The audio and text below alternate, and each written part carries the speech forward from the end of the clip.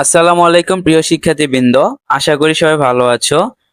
কিছুক্ষণ ধরে সামাজিক যোগাযোগ মাধ্যমে একটি গুজব ছড়িয়ে পড়েছে যে তোমাদের নতুন কারিকুলাম নাকি একেবারে স্থগিত করা হয়েছে। এই কথাটি একেবারে গুজব। নতুন কারিকুলামটি একেবারে স্থগিত করা হয়নি। কিছু ধরনের তাদের কার্যক্রম সংশোধন গবেষণার যে কাজগুলো ছিল সেগুলো আপাতত বন্ধ করা হয়েছে।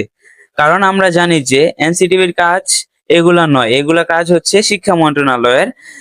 এনসিটিভি কখনোই কোনো একটি কারিকুলাম বাদ দিতে পারবে না অথবা কখনো একটি নতুন কারিকুলাম নিয়ে আসতে পারবে না। দেখো তাদের প্রতিবেদনে কি বলা হয়েছে এগুলো আমরা দেখি। নতুন শিক্ষাক্রম বাতিল নয়, বরং এর অধীনে কর্মশালা, প্রশিক্ষণ, পরিমার্জন ও সংশোধনের কাজ স্থগিত করেছে জাতীয় শিক্ষাক্রম ও পাঠ্যপুস্তক বোর্ড এনসিটিভি। মানে এই অধীনে যে কাজগুলা ছিল সেইগুলো শুধু স্থগিত করা হয়েছে।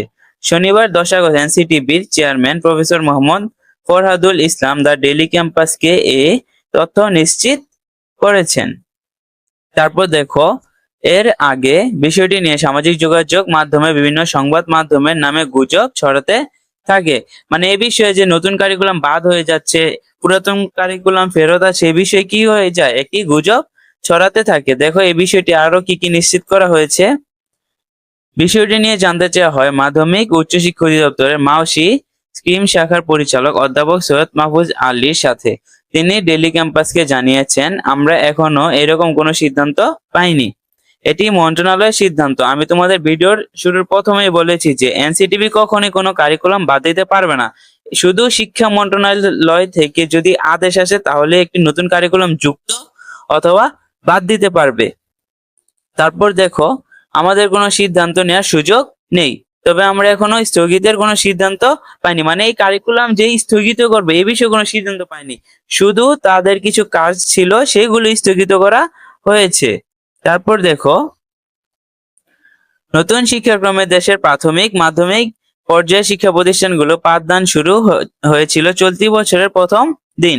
শুরুতেই প্রথম, ষষ্ঠ, সপ্তম বাকি শ্রেণীগুলোতে 2024 সাল থেকে পর্যায়ক্রমিক শিক্ষাক্রম চালুর লক্ষ্যে কাজ করেছে সরকার।